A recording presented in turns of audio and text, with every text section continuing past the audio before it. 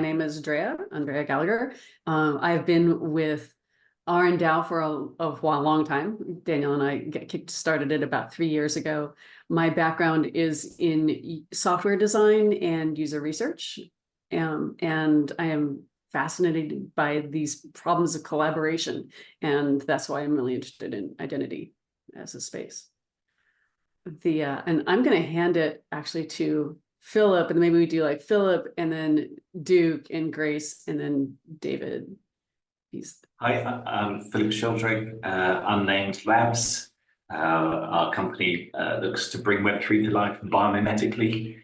So Mother Nature has got a lot to teach us, and I'm going to channel that here. I'm a professional engineer and a student of social science for the last 10 years, so that I can kind of qualify being called a socio-technologist, and I'll be channeling that as well. So, but thanks for the invite to join you. Hey, I'm Duke. I'm an engineer by training, and been working in Silicon Valley for about 20 years on small startups and large companies. I worked at PGP in 2008, working on public key infrastructure, and then went decentralized and designed a mutual credit-based cryptocurrency network, and now working on how to allow everyone, regardless of technical ability, to reclaim their own digital sovereignty. Grace. Heather, I'm, sorry, went out of order.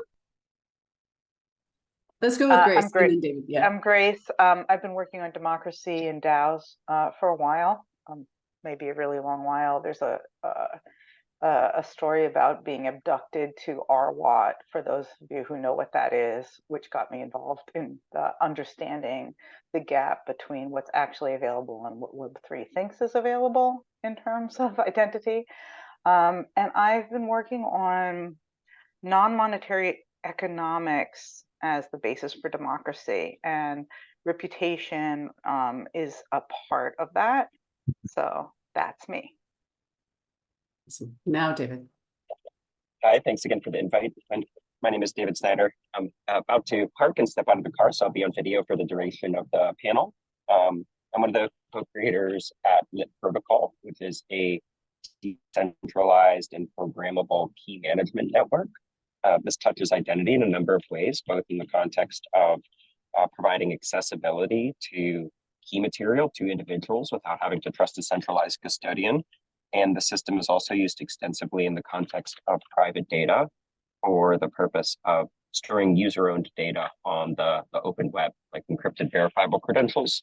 The network has been live since February of this year and is doing about 5 million requests a month. Prior to working on Lit, I've been a startup entrepreneur for about a decade, and my first company was acquired by LinkedIn in 2017. Awesome. Nice story. So I want to get a sense of, I want to frame this. Actually, Rosa, do we have anybody else we should do an intro for? You're keeping a better eye of the... I don't think so. Not seeing Aaron in yet. I'm not sure. Okay. That sounds good. So folks, welcome. I'm going to go ahead and get kicked off just because I'm looking at the amount of material that we have to cover, the interest in this topic, but also the amount of time that we have. Love having the great audience. These RNDAO talks bring together the coolest, really super interesting people around. I don't know if we'll get enough time to do a long Q&A session. So as folks have questions, feel free to put them into the chat. And Rosa and I will keep an eye on that. Maybe manage a bit of time to either fold them into the conversation or hit them at the end. We'll also try and see if we can get them answered after the fact, if we have to do that afterwards. What I'm excited about here is, like we said, RNDAO, we really focus on collaboration technology, and collaboration is about people working together, coordinating what they're doing, trying to achieve goals together. And based in sort of as those fundamental sort of primitives of the ecosystem, we keep coming back to this issue of identity. who am I? I am going to join this group, or I have been part of this group, or I'm going to do this thing. And that is a point of vulnerability that we've seen, but it's also a point of power all the way through. And we're starting to see a lot of energy focused on this topic. But I think a lot of people tend to be jumping in, like, oh, I see this problem and it's right here. And I want us to unpack the different aspects and the different facets. I'm going to start out having sort of going with our panelists and asking sort of a fairly complex question. I think of identity as having lots of different facets.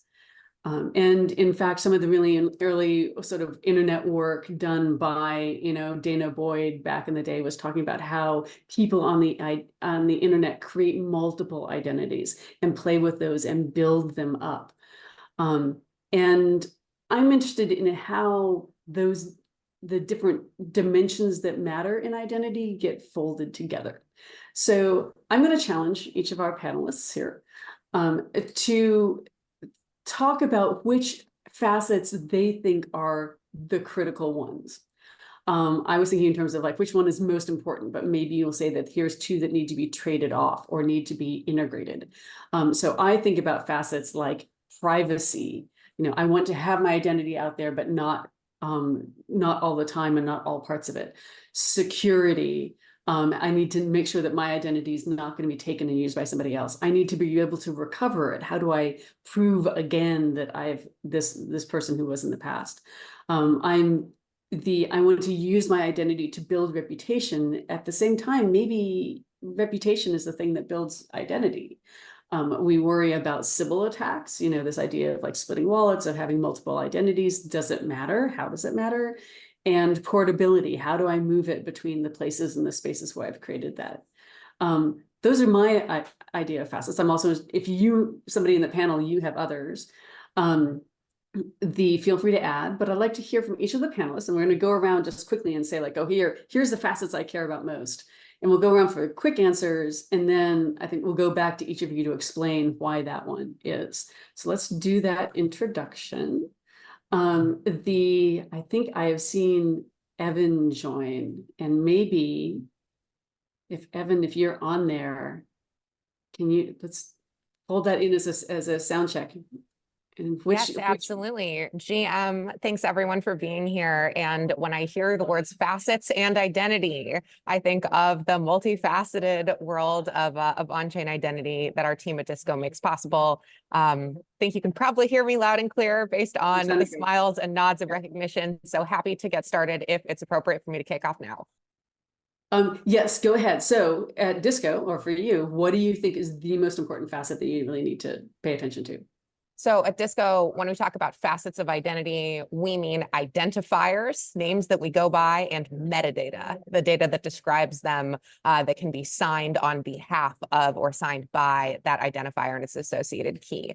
And at Disco, the most important facet of identity is the one that you are trying to use right now to do a task that you already meant to do. So we believe that identity data is most useful when applied, when it is enabling a set of characteristics or capabilities that allow us to move through the world or prohibit us from doing unsafe things or guide us in the ability to sign on behalf of our data and employ it in service of our activities.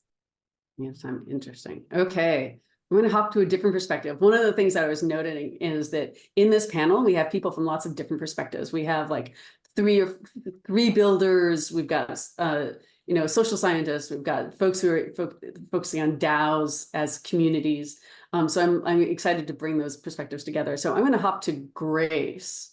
Like, what matters most to you when you're shepherding your communities and thinking about communities working? Okay, so first of all, identity isn't a thing, and if you want to read the seminal work on that, that's Philip's work. Okay, it's a fluid thing, it's a flowing thing, and so that's why I've been talked about identifiers. But also, when you say what's the most important, then you are already in a world in which things are separate from one another, which isn't the case. And what I'm interested in is our behavior within groups and how groups create social norms, which can cohere our society together. You may or may not have noticed that society is falling apart, our institutions are falling apart.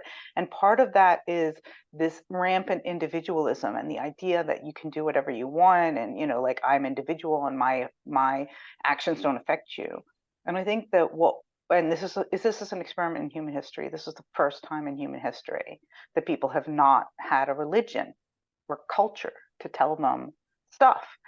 And I think we have to look at identity within groups and identity of groups, because reputation, like, I'm going to behave differently if my mom told me, oh, you go here, or if Evan told me go here, right? We have different behaviors in different groups, and that's what I'm most interested in. How do we use these cultural norms or restore cultural norms to our societies? Fascinating. That is super interesting. I'm going to do David next, and then Yeah, absolutely.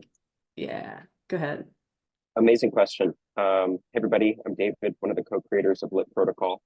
As it relates to the most present facets of identity, and specifically digital and decentralized identity, I think it's first worth invoking the metaphor that the map is not the territory, right? Like, the territory here is the individual human being or a group. And what we're talking about, at least in the context of building tools and thinking practically around how do we evolve and upgrade identity online, we're focused on the map, just to go back to that metaphor.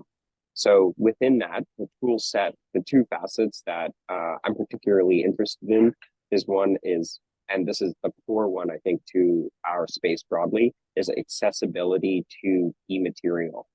There is a massive difference in terms of what it is to be online and what it is to be using applications online when your identity is represented by some cryptographic material that has this attribute of being like a bearer asset. It is owned by the individual or controlled by the individual. Granted, that's not always the case. There's centralized exchanges, so on and so forth. But still, the notion of accessibility to key material is, for me, the most important facet.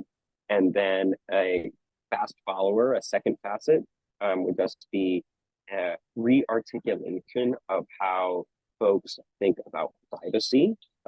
Traditionally, privacy is thought of in the context of what's mine is mine. It's about building walls.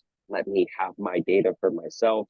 And I think what we've seen over the past several years as we have had this key management and decentralized access control network live is that privacy actually ends up being more about building bridges. It's actually the story of selective disclosure, it's consent. And the world that we've ended up in, and why accessibility to key material, which one enables that selective disclosure and privacy, is so important, is in a way we've all followed our way into a world where it is the Web2 companies who are controlling that consent and selective disclosure over our data and over our reputation.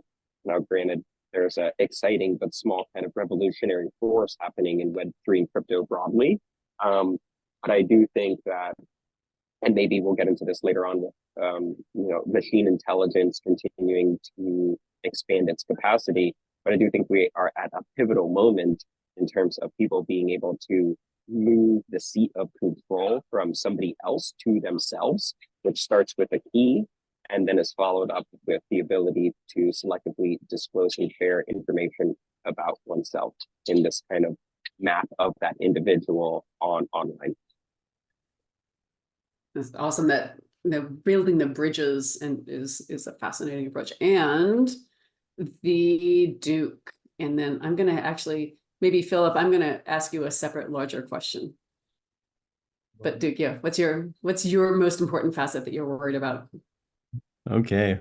Yeah, it's hard because as Grace was saying, these are not separate. That identity is also not separate, as we are not separate. So to me, the most building, and one of the big reasons that we've felt that identity is necessary as a technology to bring self-sovereign style identity to everyone in a really usable way is the issue of authority. That who manages your identity and gets to say who you are determines what's possible with that.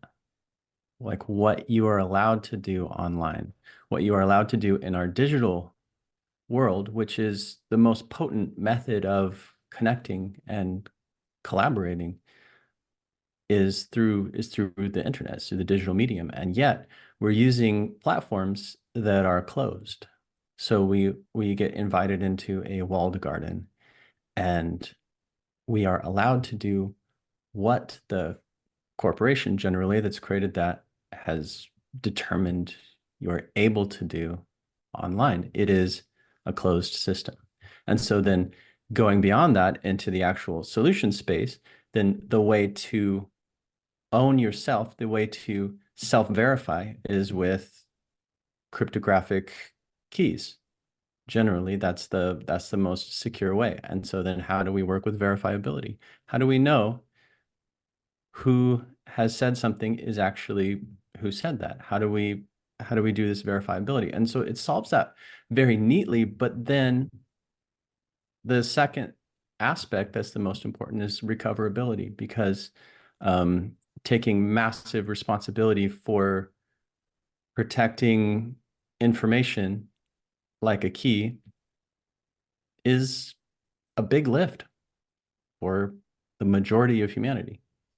And yeah, so we need sort of proper social protocols to be able to manage and keep our own sovereign identities so that we can start to be together in ways that are not intermediated by organizations that have incentives that aren't necessarily in our best interest. It's an interesting tension there. Philip, I want you, like Grace mentioned, seminal work in this space. I would love to have you come in a little bit with the social science perspective on this problem.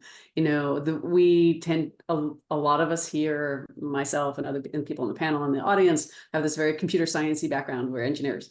What did you learn in your path into social science, and what does social science bring into this conversation? Well, thanks for that question, and thanks, Grace, for your kind words and reflecting the love right back at you.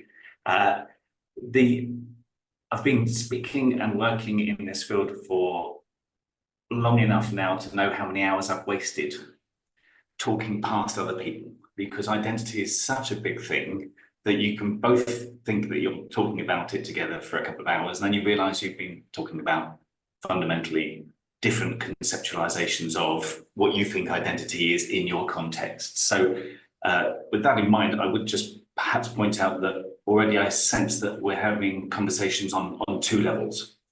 And I do that just to indicate some hierarchy of those concepts, but not out of disrespect for anyone who's working in one or the other.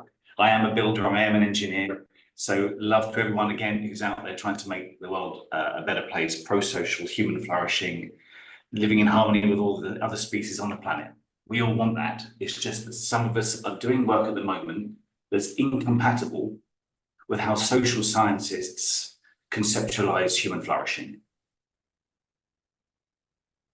And that's not a surprise, because if you go back to the origins of computer science, its first customers were large governments, large corporates who were looking to tabulate inventories of customers, employees, suppliers, parts. It's just, you are a row in a table. And that sufficed perhaps all the way up until social media started getting on the small screen and the digital started to permeate everything. So when we're looking at the two Ds in this conversation, whether that's decentralization or digital identity, both of those things are only a means to an end. They are not the end in themselves. And so if we're trying to work out what the ends might be in terms of, I mentioned a few there, freedom, agency, empowerment, equality, equity, human flourishing, then perhaps we should look to the people who study that for a living for some kind of design clues, rather than take the paradigms that pre-existed the web, permeated Web 1, permeated Web 2, and are now being transcoded into Web 3 for granted. And that's, I think, where we need to just say, we have a wrong mindset playing out here. A lot of the work that's being done will be useful, but in different combination to the way in which it's being deployed into the world at the moment.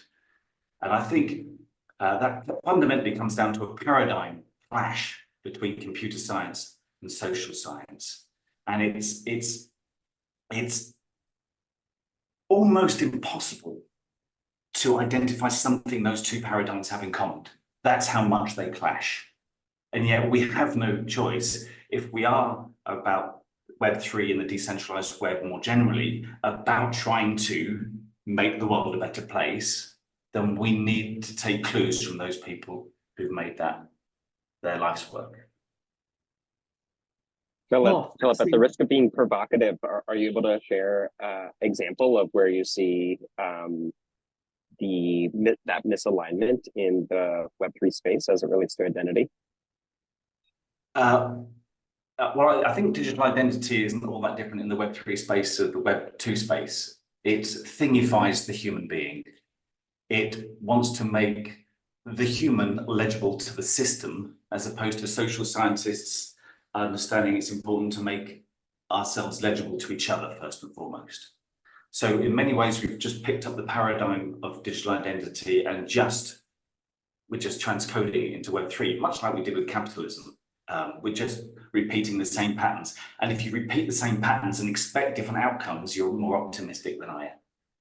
Interesting. So you're thinking in terms of the system that's reading the identity and the material and the concepts that are held by that identity, or the assets that are held by the identity. Yeah. So, for example, one of the major claims from the self-sovereign identity community, and when you read this claim, it kind of took my breath away because, if anything, I would not want to make this claim.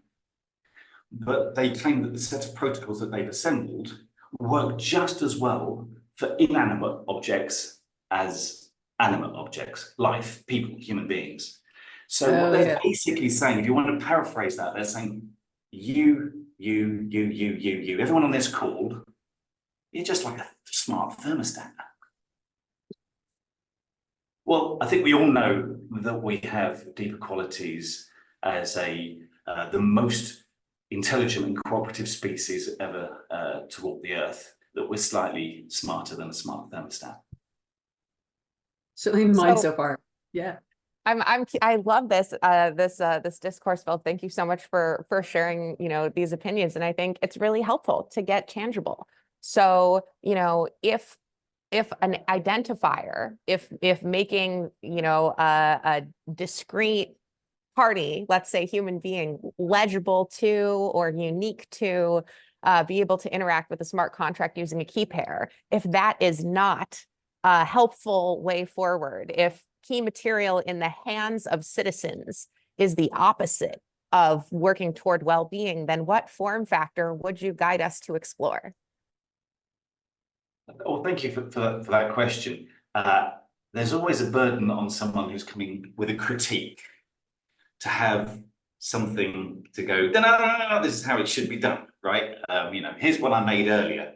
Of course, I don't think that invalidates the critique, but there are some patterns out there that are well understood and well explored. So let me, if I may, in answer to your kind question, just point out one in particular. In almost all digital identity paradigms, all contexts, all situations, all companies, all protocols, there is an obsession with what I would call the animal, the physical human being, the corporeality that you can effectively prod. In a bureaucratic system, I am the same person today as when I was born, as the day I will die. In a bureaucratic system that allows someone to come and collect taxes from me and insist I join the armed forces in times of conflict, right? We all know how bureaucracy works. We all know bureaucracy's shortcomings. So we have to make sure that we don't now reinvent bureaucracy on the steroids of Web3 decentralization. Because in actual fact, everybody on this call doesn't necessarily think of themselves in an embodied sense. We have informational selves, multiple selves, narrative selves. The narrative selves modulate the information exchange that we have with other people, that emanates from which relationships arise, which then updates the informational identities, which then modulates the information exchange, which updates the relationships. It's this beautiful, never-ending, multiple flux. There's reasons why identity can be said to be stable and unstable, alike and different, singular and multiple, individual and collective, separate and connected, whole and partial, objective and subjective, cause and effect, right? This is a really fascinating complex. And what we're all interested in on this call is the mind, the informational flux of what it means to be a human in community, and not the blancmange of a brain that our skulls shelter. Yet everybody is trying to pinpoint the corporeal person in their digital identity schema. And I think that is perhaps one of the most obvious responses I can give to your question. The embodied is fascinating, right? Much, Yeah. much heard and much appreciated, Philip. Thank you for engaging that so thoughtfully. And I, also appreciate David's earlier comment. The map is not the territory. The synecdoche of our feeble, technical language lacks the multitudes which we contain. So to that end, thank you again for elaborating on that. That's the complexity that we need to be holding our ecosystem up to. Can we imagine building this like actually viable tool? So I want to get from the abstract down a little grittier now. And in our panel, we've got at least 3 folks who are building tools in this space. And I'd love to have you guys say like, okay, here, this is what we do and why we do that. And I want to start, I think I'm going to do Duke and Aaron and David in that order, just to have you guys be prepared for it. Just like, tell us about what you guys are doing differently and how people are using your tool today to make this problem an easier problem. So yeah, go ahead and tell us about Identikey. Yeah, it's people are not using it today. It will be in about a month. It is, so I'm reflecting on what Philip was just saying, which is it really is about being legible to the system. There's so many presuppositions in that, which is that there is the system. And yes, this is something that we create together. And it has been reified and then sort of like in a monistic kind of way made into there is only one thing and one possibility.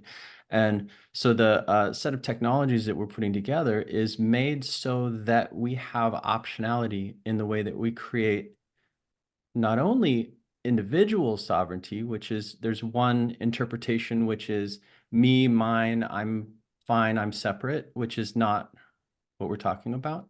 It's actually a collective or mutual sovereignty where we are free people interacting together and able to create from the ground up our own structures. And so we have the 3 types of agents, which is actually, there is autonomous agents. So just to talk about verifiability from the perspective of non-biological processes, so that we can tell that there's something that has a name that can sign, so we can tell where something came from if it's not from a human. Because we have generative AI. It's important to be able to have that in terms of verifiability. We have individuals, also verifiable, has an identity.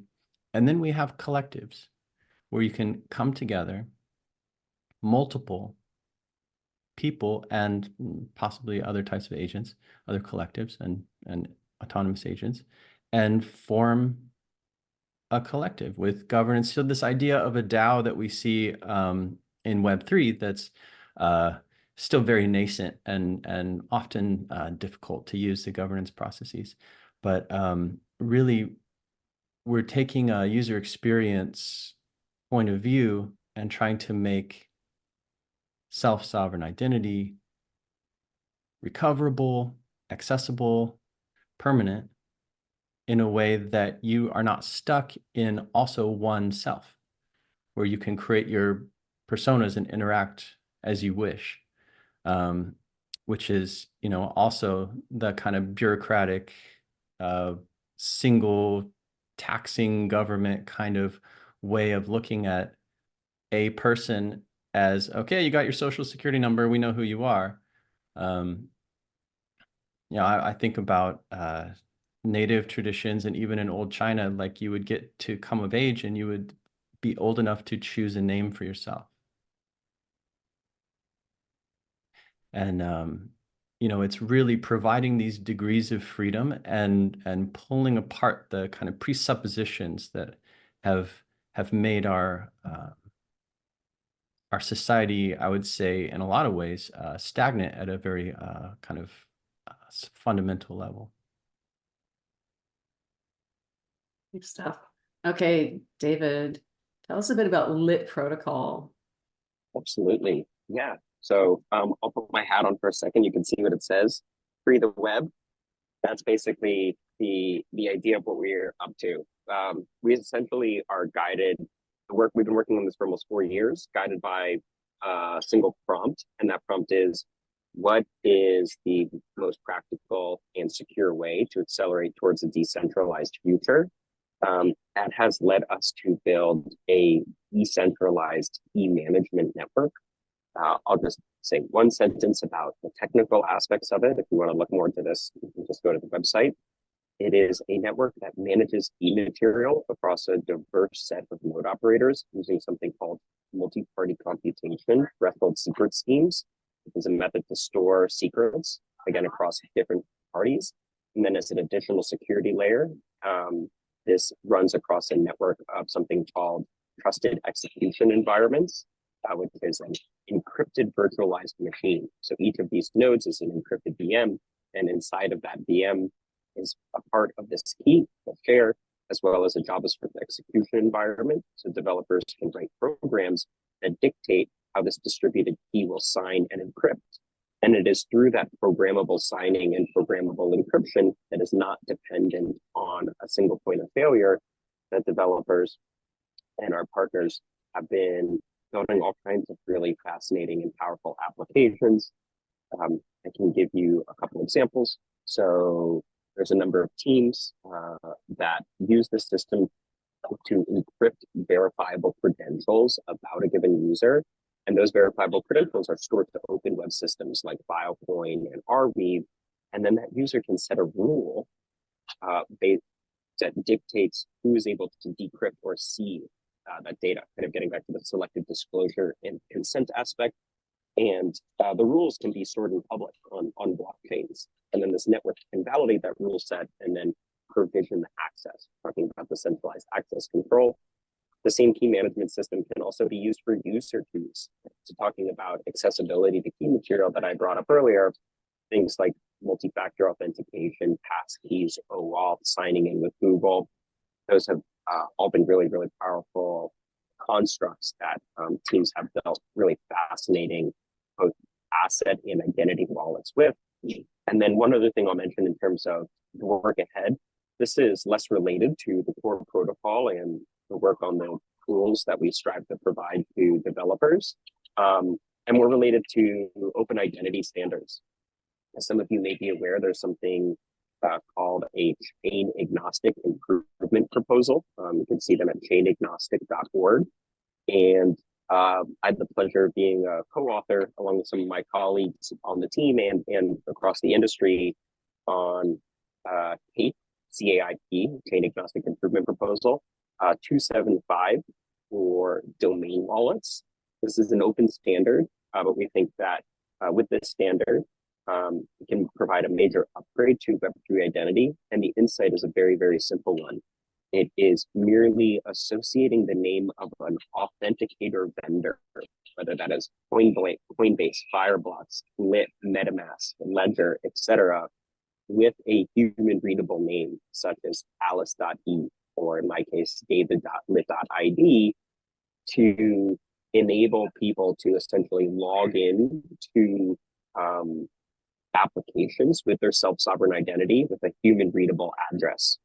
So with the partners that we're working on this, the feature that we're really looking forward to is Alice can create an account on application A, and then Alice can type in alice.eth on application B, log in with social auth.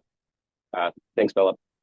Log in with social auth, and then be signed into that application with control over their assets, with control over their data.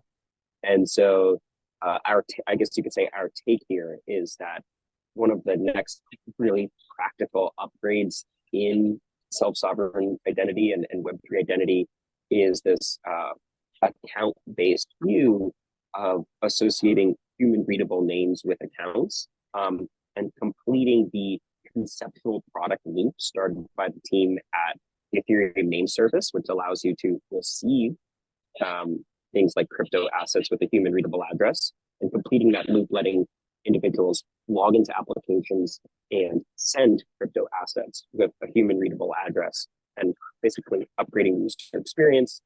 And again, we got close to that problem because teams use the underlying key management infrastructure that we have built out over the past several years for the purpose of providing hosted wallets as well as selectively disclosed data. Awesome. That's just deep stuff. Evan, tell us a bit more about Disco.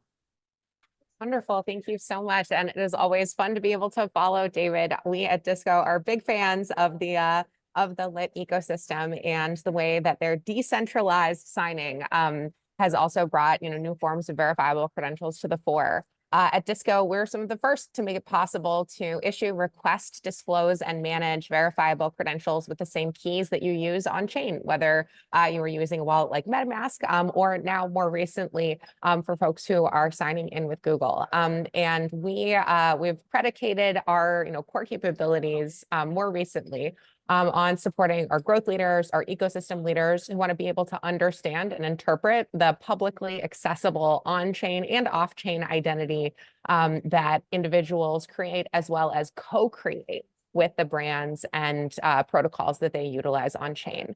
I forget which of our thoughtful panelists earlier, but someone was noting that the expressions that you have on chain, these kind of interactions of data, some come from financial transactions, some from other forms of interaction that kind of throw off data, but all of them are predicated on this idea of reputation. Now, we haven't quite defined self-sovereign identity and reputation here, so for purposes of what I'm explaining, Thank you. That's awesome. Yes. I think about self-sovereign identity as a system in which the subject of data, party it's written about, has the most control over that data. So not ultimate control. I can't change the number of my age on my driver's license, but being able to be in the same. Do I have? Okay, sorry, I thought we were getting some background noise or hearing something in comments. But yeah, so this let me see, to get me back to where I was. The range of expression that we have on chain currently takes a lot of different forms, reflects a lot of different facets, but bringing them together involves a system in which the subject of data has the ability to compel and control it. Here we call that wielding keys, to being able to sign on behalf of your identifier, and then also being able to present that information, in a way that can be understood, that can be relied upon. Reputation being the actual application of your metadata. What does it mean to other parties? How do they rely upon, interpret, and use it? And so sort of the latest of these evolutions has led us to what we call the on-chain phone book, or the yellow pages, if you remember those from when you were younger, lists of businesses, canonical lists of their public identifiers, how to reach them, what their names are, and what categories or traits or metadata that they actually might have. So in order to differentiate between a KYC proof signed by Evan's keys because Evan says so versus signed by and backed by an institution like Coinbase, those pieces of data can and should be trusted very differently, because I'm not a KYC provider or a business, I'm just a person. But Coinbase goes through 3 layers of KYC proofs in order to approve the ability to transact for their users. And so being able to differentiate the source of data, who actually signed it, who said that statement about you, and then allowing those who you choose to share that piece of information with, allowing them to determine whether or not they trust its source by being able to check those signatures. So one of the challenges of the blockchain is that we've pushed everything to the edges, given everyone keys unto themselves into atomic units that have now a discoverability problem. How do we recognize the authority of one another's keys or prove that authority over time without some way to figure out who's sitting behind given a given set of statements and whether or not they represent authority on a specific subject. So everything from human readable identifiers, which we at Disco now resolve throughout our products, so whether user facing or kind of growth leader facing, or being able to unite together data from multiple protocols, multiple sources, both on and off chain. We are sort of moving toward the exciting reality where we can logically centralize data around its subject, even when that data is physically decentralized and stored in different places. Interesting. Bringing in, yes, I've been trying to avoid that word reputation for a little bit, but it feels very much like it's a crux point of what we're talking about, that this actually can't be separated as easily. So Grace, I'd love to have you talk a little bit about the needs of cultures and groups, right? We're talking about self-sovereign and individuals, but we're aware of how individuals have to play and we are never on our own. We're always playing in other dynamics. So from your perspective, where do you see as your goal, if you're going to be thinking in terms of creating vibrant communities and cultures? What do you need out of identity and reputation systems? Great. So, okay. So so it's interesting when you said that you're avoiding reputation, right? You could think of identity from a scale of, are you even a human versus a bot or an object? Right. All the way up to all the nuances of what your reputation is and everything in between, right? Like, are you human? Are you this human? Are you this human that has rights? And, like all the way up to all the nuances of reputation. And when it comes to reputation, you'll find the smartest people working in that, anybody who's stuck in it for more than half an hour realizes that the intellectual load of thinking of reputation is just like impossible. And I've almost come to the conclusion, or maybe I have gone, that almost the only thing you can say is from group to group is in good standing. So if I'm a member of a group, I'm in good standing with that group. Maybe there would be 2 or 3 levels, like provisional good standing, in good standing, or like, some third level, like super operator. And I'm not talking about delegation, that's another thing. And, Glyph has solved a lot of those problems in terms of like Glyph and carry protocol, and I won't go into that. But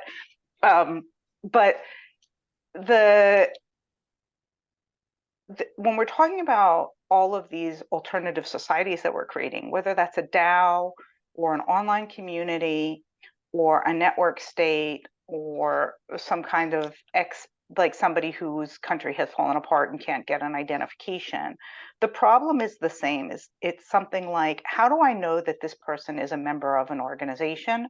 Like by this validation that they have a certificate. And then each of those certificates, like verifiable credential, represents whatever that organization says it represents, right? This is a member of my community in good standing. And it might just mean they pay their dues. It might mean that they got a university degree. It might mean that they adhere to our no harassment policy. And with a group identifier that just says good standing, there's a tremendous amount that we can do in order to coordinate among our communities and in order to create the kinds of communities we want. Because right now, one of the things that we're seeing is a result of individual to individual vouching and individual to individual connectivity. So let's say that I want to vouch for individuals. The benefit of saying Andrea's awesome is high, and the cost of saying Andrea did this to me is very high. Okay, and I'm not saying you are wonderful or that you did anything to me, but just on a one-to-one level, it's always to my benefit to say something nice in a public way, or if I'm vouching. And if it's not, I have a price for that, right? Like, okay, maybe you did something to me, and then, but for a certain price, I'll still give you a good vouch, which is why we have people who are known in certain circles to have bad behavior, but nobody calls them out because they're very rich, right? And so individual to individual vouches are almost irrelevant when you're actually trying to understand what somebody's reputation is.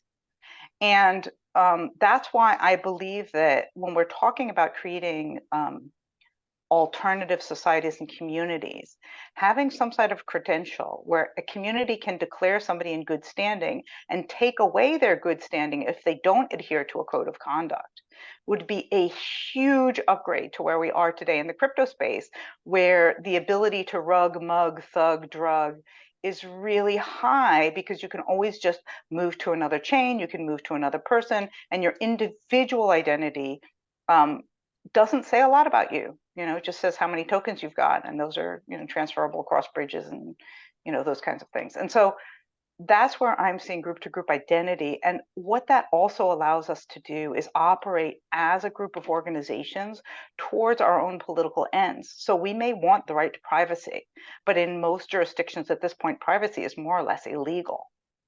And if you have enough interoperability of these credentials between one another, then we can have our own economic system. But we can't have that if we don't have a way of identifying one another and identifying our adherence to code of conducts, which is what a social group could provide. It's almost like, and so, yeah. Yeah, so I'm developing. Yes, tell us what you're developing, yeah. Yeah, so I'm trying to develop an interoperability extranational identity where you can declare yourself, like where network states, expats, DAO members can declare their own identity. And all this, because of all these e-identity initiatives, the technology's there, like I was saying about Glyph and Carry, and all this stuff is being implemented by our governments to give us a national ID that somehow they get to declare our identities. And the idea, like you'll hear, they say this accidentally, is like, you know, we can give people an identity. It's like, no, you can't. You can give people an identifier, and so can we. Fascinating.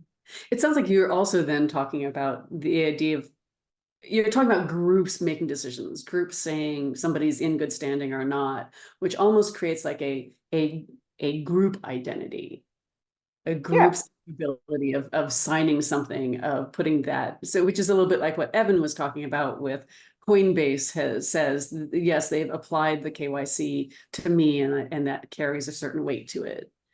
Yeah, and I would say that we all know the effectiveness of KYC and anti-money laundering laws. What they've done is squeeze the little guy, make it impossible for us to do normal transactions like handing our children money, and put us under scrutiny. And it's done nothing to stop money laundering.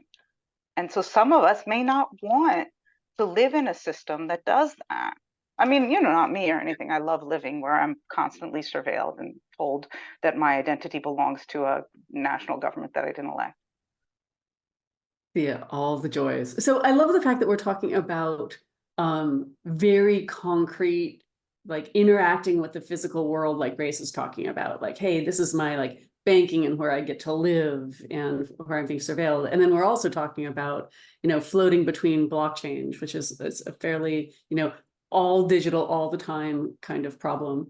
One of the things I want to think now, I know that we've been talking about how identities are not identities, that they are not unique, they're not just singular.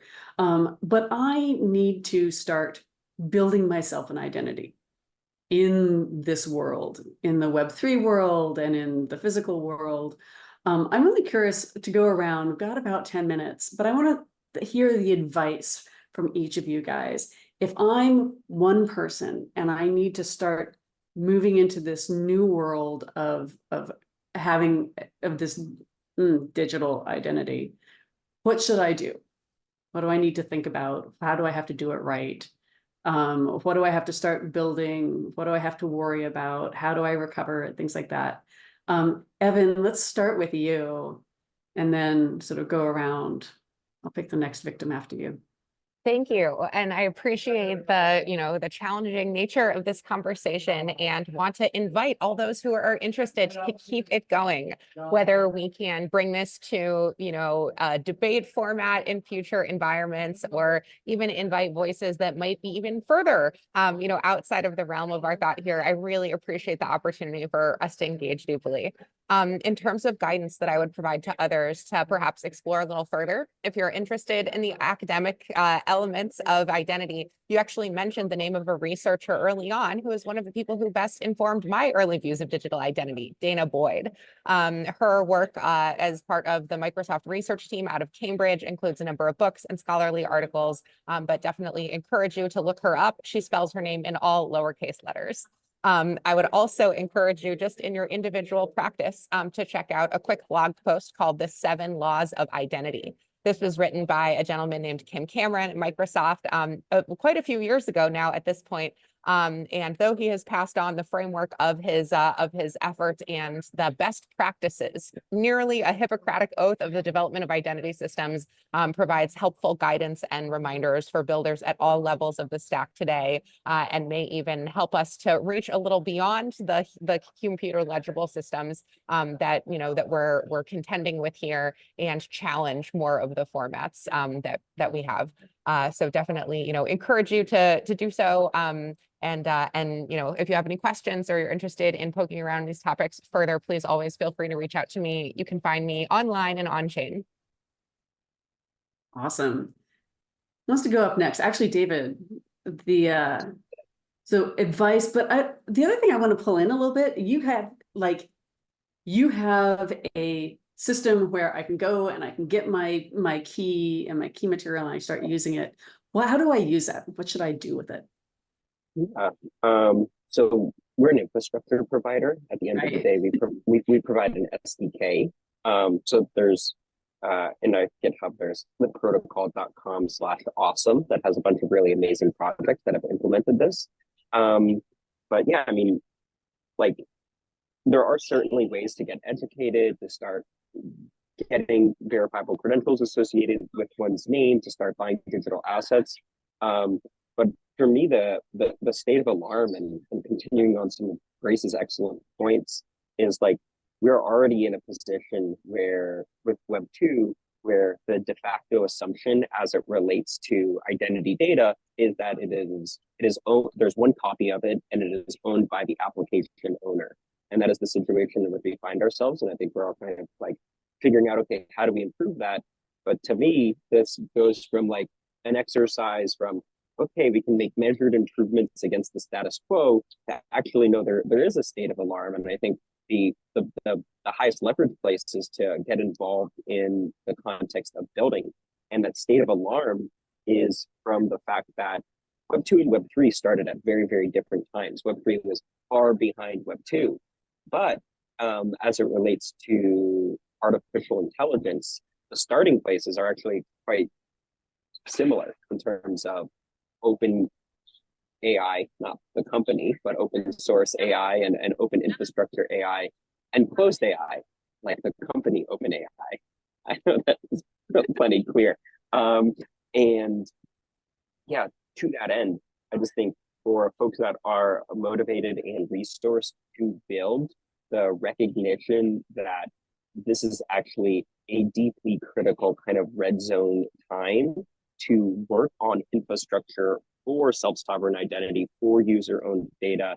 And the opportunities are everywhere in the stack, from the lowest infrastructure level dealing with privacy-enhancing technologies, up to the interface level, and all of the whole stack of tooling that is in between. And that is the nature of the fact that we have a new compute construct with decentralized compute, is that we've gone back to square one, and there's just so much opportunity in that stack, even to reach parity with where Web2 is at.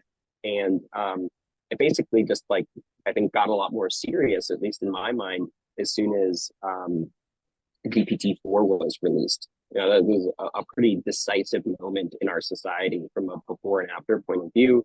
And to me, the implication is that we have to run, not walk, collectively as an industry of people who care about leveraging technology to enable deeper degrees of human flourishing, to Philip's point, to focus on the infrastructure and the tooling, because at the end of the day, convenience is going to matter a lot. And we have certainly not reached that bar collectively by any means. There's a lot of work to do ahead. Making it much easier, making it easier. Awesome.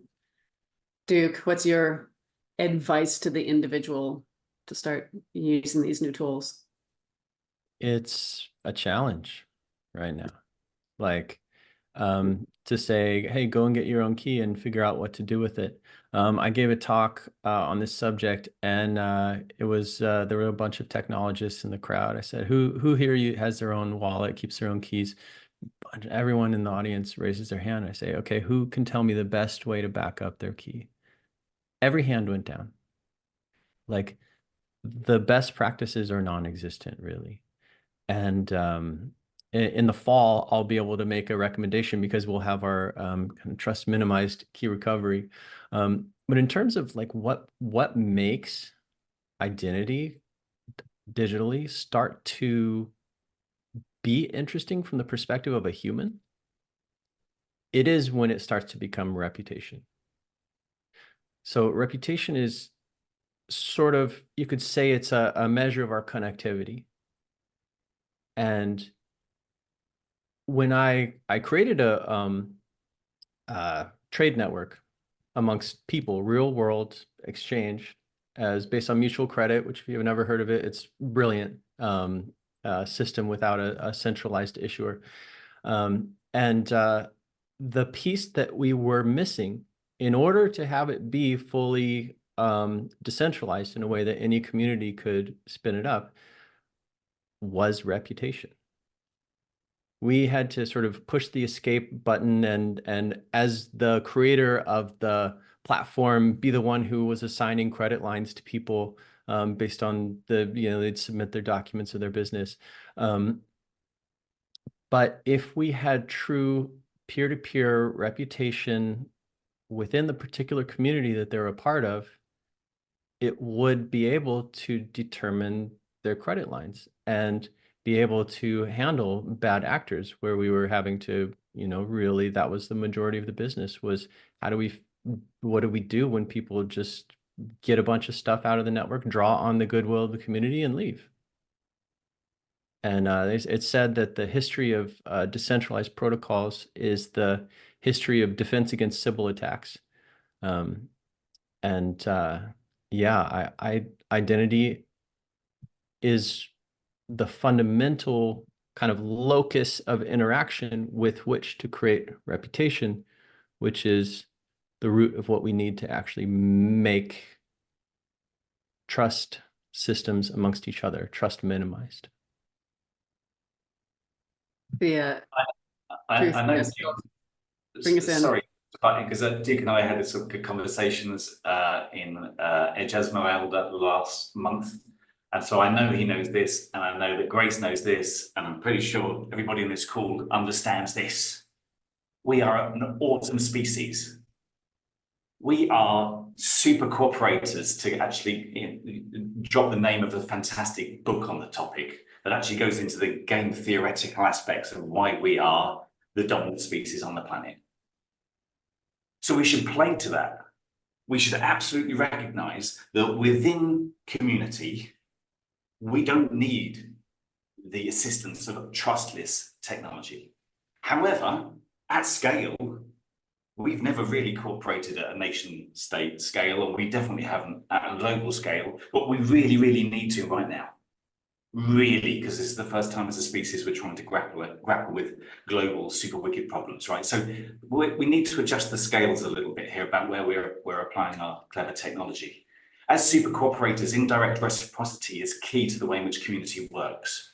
We know that the social accretion of local, contextual, relevant reputation with forgiving opportunities for reparation. If I've been a naughty boy, I should be able to, come back and start again. These things are what makes us human. However, computers don't do that particularly well. They don't like context, they collapse space and time. And so the programmatic quantification of reputation as it stands in 2024, is an inevitable evil. It's universal, non-contextual, irremediable scoring with algorithmic programmatic assessment. The single Chinese know view. what they're building. The Chinese knows what they're building with the social credit system. I fear the West is building the same thing accidentally. Same thing as you said earlier with a single system, right? When there is a single reputation that is the number, that's totalitarian surveillance capitalism, essentially. It's not a positive future. Yeah. I mean, Kafka wrote some beautiful things about bureaucracy back in the day, but I tell you what, this would blow his mind. We are not. I'm just going to give Questions? you my advice on the tail of that. My advice on the tail of what Philip said is anything you say can and will be held against you. Which is both a dangerous, horrible thing and an incredibly powerful and useful thing. Because we have to, one of the things that hit me as I've been sort of preparing for this panel and thinking about this is I was like, okay, identity is first and it's the bottom of the pyramid, and on top of it, you build reputation. And in fact, what you have to understand is its identity is built on reputation. And these are not something that are on that, or rather they tie together. And they are inseparable. So I think that's super interesting. I love all of this context that you guys have brought, the deep thinking and the details. So thinking about how we can build something that's actually multifaceted, is not one single number in only one context, but something that is both more fluid, but also more powerful. Thank you guys a ton. I loved talking to you in between. I loved having this conversation. I know we're grateful. I know that we are thrilled that we're going to be spreading some of these thoughts and trying to encourage us building an ecosystem that encourages human flourishing. So thank you guys.